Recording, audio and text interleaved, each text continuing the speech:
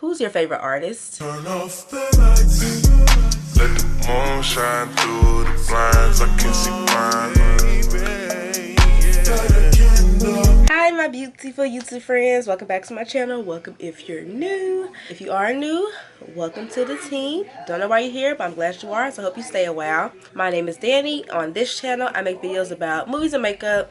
My series is movies and makeup, where I do my makeup and I talk about movies or TV shows or whatever I've watched that I just feel like I need to share with my girls. I just realized I did my intro in the clip you're about to see, so y'all gonna see my intro twice, but you know what, it still stands. So today I'm going to talk about the highly talked about Amazon Prime show Swarm, which follows a super fan of an international pop star as she goes around getting revenge for anybody who talks ill about her favorite artist. It was created by Donald Glover and Janine Neighbors. I don't really know how to say her name, and people comparing it to You is accurate. I would call it You mixed with Atlanta because it has that Donald Glover humor mixed into a crazy, stalkerish, psychotic person, murderous individual thriller. And it initially came about because I think there was a tweet that Donald Glover said that someone had tweeted, black women can never be the serial killer. They always gotta be the funny friend or the help or something. They're typecasted. So we never really see female serial killers in general, but we definitely never see black female serial killers in that role. We never see many black women. So they wanted to make a thriller / horror TV series centered around a black anti-hero, anti-villain. I don't know. It's like you follow her so you want to cheer for her, but then it's like she's over here killing people. So it's like how we can only support you so far, sis. Like, we're with you with, you know, standing behind your favorite artist, but you're taking it a little too far. But I thought it was hilarious. That I love Donald Glover's comedy. Atlanta's one of my favorite shows. So that dry kind of somewhat political or society taboo, like you don't really, whatever everybody's thinking, Donald Glover's going to say it in a comedic way in his show. That's what I love about it. I love how they tackle stan culture and the Beehive and Beyonce's influence in a comedic / scary way. So I'm going to get into it in the video while I do this look. I hope y'all like it. I haven't done a makeup video in so long, so welcome to this channel. I hope y'all will enjoy. And let's get into the video. Crispy chicken, fresh lettuce, free cheese, fresh dressing, wrapped up in. Okay, let me stop playing. Hi, my beautiful. Hi, my beautiful YouTube friends. Welcome back to my channel. Welcome if you're new, girl. If you don't know me, I'm Danny. On this channel, I'm just flashing my. We even got started yet. I make videos on this channel about movies and makeup. Essentially, I have a series called the Movies and Makeup series where I talk about movies, shows, whatever I've watched, and I do my makeup while we talk about it, girl. So if that tickles your fancy, what you like to see, make sure you subscribe to my channel and like this video if you like it, and tell your friends. You want to tell your friends about me. We're talking about Swarm today. It says a TV show, not a movie, but if you know me, you know I'm a horror thriller girl. So when I saw that Donald Glover came out with a thriller series, I had to check it out. I ain't gonna hold y'all though. What caught my attention was that scene that was going viral on Twitter. Y'all know the scene with Chloe and Damson? That was what caught my eye. And I was like, you know what? Let me check this show out.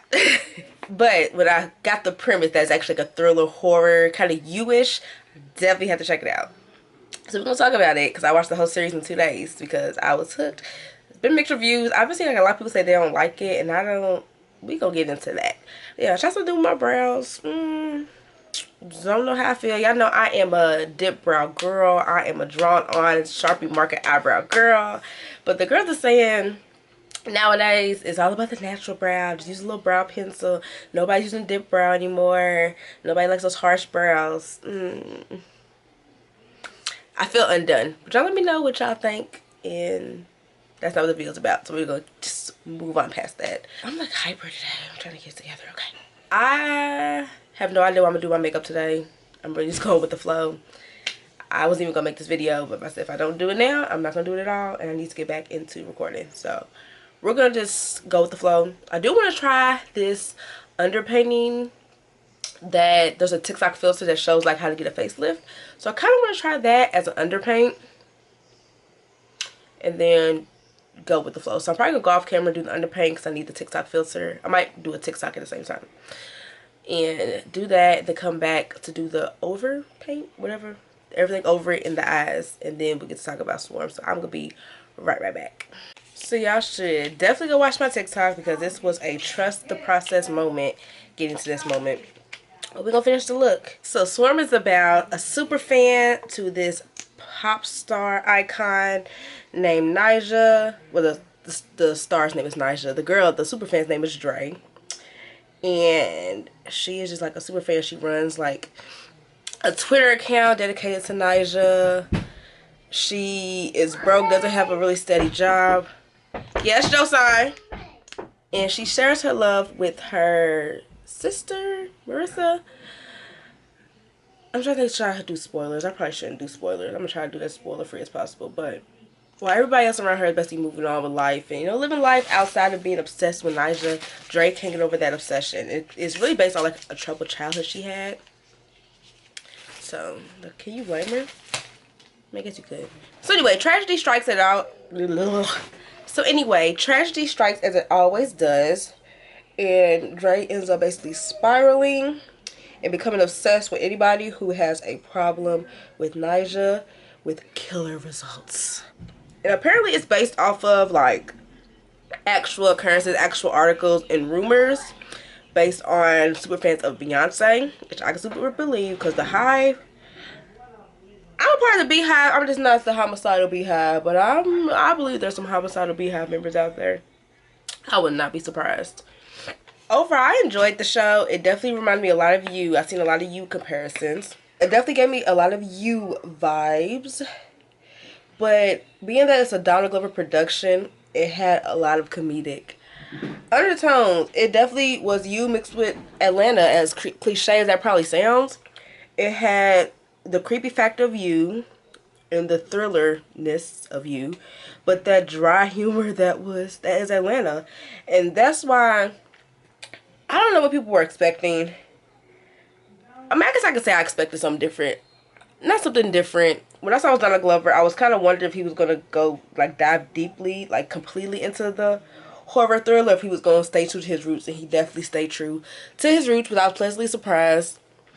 I was talking to my best friend who doesn't like horror, and how I was going to watch in after the first episode, I was like, yeah, you probably don't want to watch this. It's kind of really scary. Had me a little nervous, a little uneasy. But as I continued watching, I realized just how unserious it was. Not to call it unserious, but you know how that Atlanta humor is like, it's not in your face like laugh track, like you know they're intentionally trying to be funny. They'll say things or do things that is just like so silly and so goofy that's like hilarious. That's why I love Atlanta. It's one of my favorite shows. Funny to say because I have not caught up on it because I just don't, it's ending, so I have a problem ending things. I'm talking about it in therapy. We're not gonna go there. But I really enjoyed the balance of horror and comedy, and how they say at the beginning of every episode that any comparison to anybody dead or alive is intentional. It's this, you know, a comedy show. Like that's the whole point of this show, was we're making fun of basically the Beehive. So if anyone was ever confused on who they were talking about, it's clearly and very obviously aimed at Beyonce and her Beehive. And I'm sure, because Beyonce and I always want to call him Childish Gambino because that's how I know him. Her and Donald Glover are friends, so I'm sure he cleared it with her. And she probably watched it. She probably thinks it's hilarious. Or maybe she hates it. I don't know. I think she'll think it was hilarious because it's literally satire. I think it tackles the concept of stan culture so crazy. Because in one scene, hope it doesn't ruin anything for anybody, but there was somebody who talked ill about Nyjah, and the Beehive found her like home address, and they like posted on Twitter, and that's how the girl found her address. Stans are that crazy. They'll do the things. They'll do things like find your address, find your job, find your do, and work to try to get you fired or something happens to you. And something to think about, that somebody could be unhinged like that, had a moment that took off the deep end, and they could act on, you know, while it's just, you know, fun and games, I guess, if you will, I don't know. It can get really dangerous when you're that obsessed with a celebrity that anybody who talks ill on them is now your enemy. I'm torn between the Juvia's Place blush or this Benefit blush that I just bought on the 21 Days of Beauty. I feel like I've tried this already. Let's try this Benefit one. See what it's hitting for. I forgot how to open this thing. Oh, that. I went too deep with the blush. I know I did. Also, the casting was so good. He had Billie Eilish, which, does she act? I've never seen Billie act. Am I like late to the game? Because she did so good, in my opinion, of portraying like a creepy cult leader. That was like a really unsettling episode. That episode really kind of gave me American Horror Story vibes, honestly. But it was so creepy. Also very Ari Aster, like that kind of cult like creepy horror. That's the vibe it gave. So I like Billie. He also had freaking Paris Jackson making jokes about people not believing she's black and saying her dad is half black, and we know her dad is Michael Jackson. It's always been like controversy and jokes and memes about her not really being his daughter and her not really being black. He had Leon playing a dad, which somebody on TikTok was talking about black royalty and different people who would be considered black royalty who might not be like, you don't know if they get like recognition all over Hollywood, but in the black household, they are legends. Leon is one of them. Mr. David Ruffin / the download husband, that one movie, I can't remember the name of it. If he's in the film, honey, I'm watching, because he plays a role so well. Of course, you had Chloe Bailey, that everyone's super excited about. When I first was looking into the movie, she was, of course, very much into the advertising. So I thought she was going to have like a bigger role than she actually had.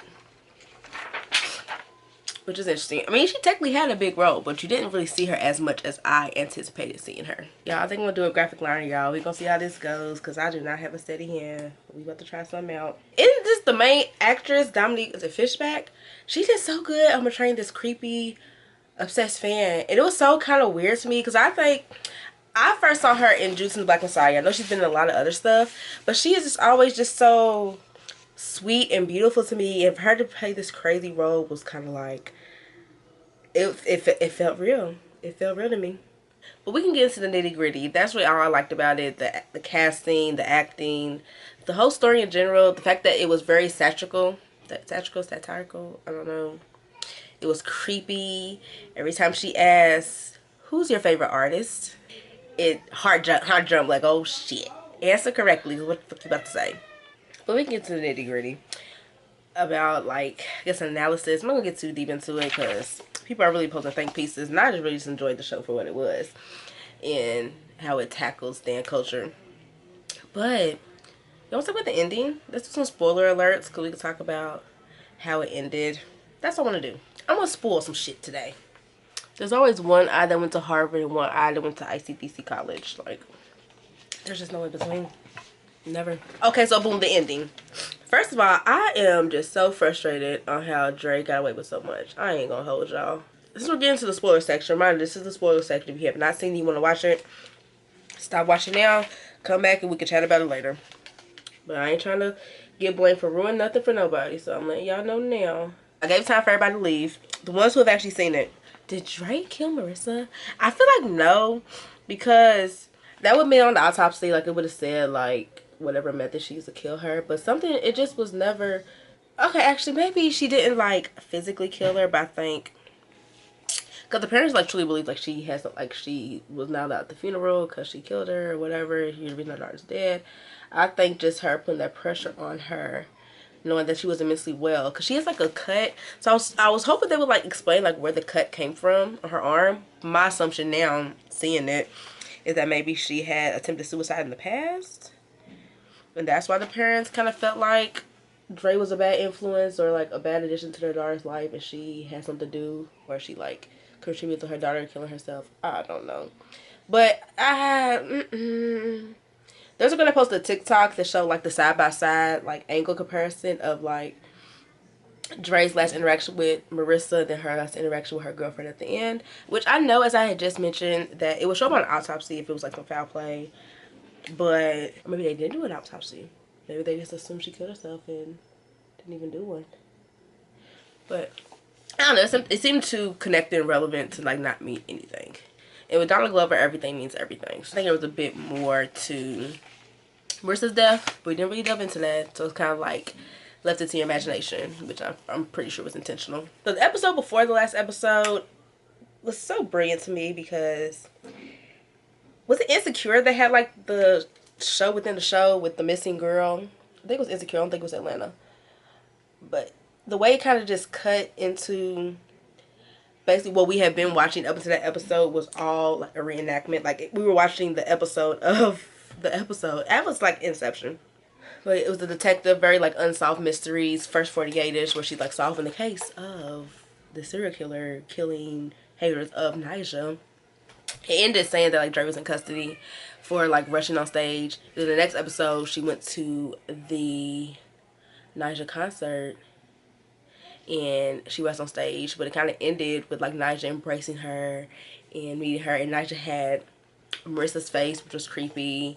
But it was all like Dre's final wish to, or promise to Marissa, was that they would meet Nyjah one day. So she finally got to meet her.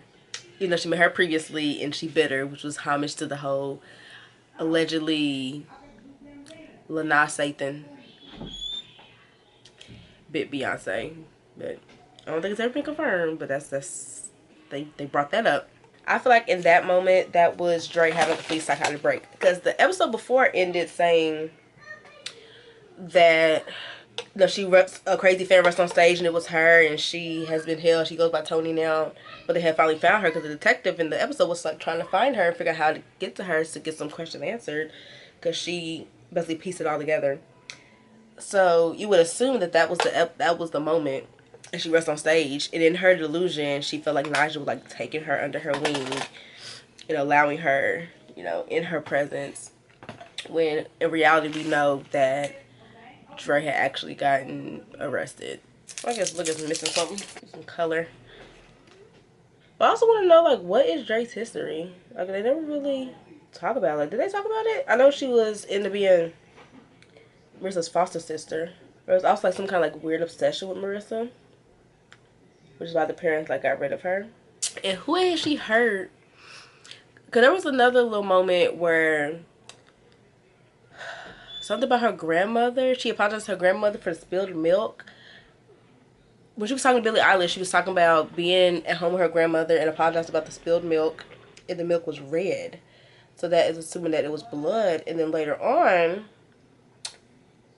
when they're telling a story about how she got violent at a sleepover Marissa was having, it got brought up that she had like hurt a girl, and I guess the girl was bleeding, and she had just apologized about spilling the milk. So had Dre hurt somebody in her grandmother's house? Was it her parents? Was it her mom? We don't really get too much about her history. I think we do some research on that because I'm kind of curious. Swarm is definitely that show that you have to watch like a couple times, because now that I've seen it all the way through, I'm sure there's like some Easter eggs, some missed moments that I missed in there. So I'm definitely going to watch it again. But off the first watch, I truly enjoyed it. I thought it was crazy funny. I couldn't stop watching. I watched it in 2 days, and I had started watching it late the first day, which is why I couldn't watch it all in one day. And I think I was watching like on weeknights. I was watching it at work. Like I couldn't stop. I wanted to see like what happened next, because this was so crazy, and it's right up my alley. I feel like I'm talking so fast. I'm sorry. It's right up my alley because I love horror. I love thriller. I love crazy shit. Alright, I did lashes and lips off camera because the kid is in here now. He's interrupting. You know, that brings pure chaos. So I'm going to see my final thoughts. I don't even know where I left off. I have a toy. Gotta keep him entertained. I don't even know where I left off. But basically, I liked the show. I thought it was a great concept. It balanced thriller and comedy very well together. And if you took it too serious, that's why people didn't like it. They probably were looking for pure horror. And I just knew with Donald Glover, it wasn't going to be just that. But I enjoyed how they poked fun at Beyonce, at her beehive, at stan culture, at just everything. Made it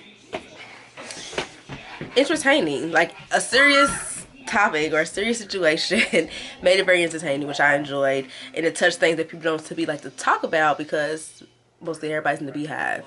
And it's like if you come from the beehive, you're going to get stung. Like seriously. So I actually poked fun at it. It was fun to watch. As a beehive member. Like I said, beehive, don't come for me. I'm with y'all. I feel y'all. But I think everybody should watch it. Give it 2 watches. If you watch the first time and you were confused, I'll watch the second time and look at it differently because you know how it ends, which is what I'm gonna do. So yeah, it's on Amazon Prime. Finished look, finished review. Let me know what y'all think and what y'all want me to talk about next. So until next time, stay beautiful. Show me how you feel inside. If that's mine, then tell me that's mine. Somebody must have shown you how to ride, 'cause you do it right. You not too wild with it. I take my time with it.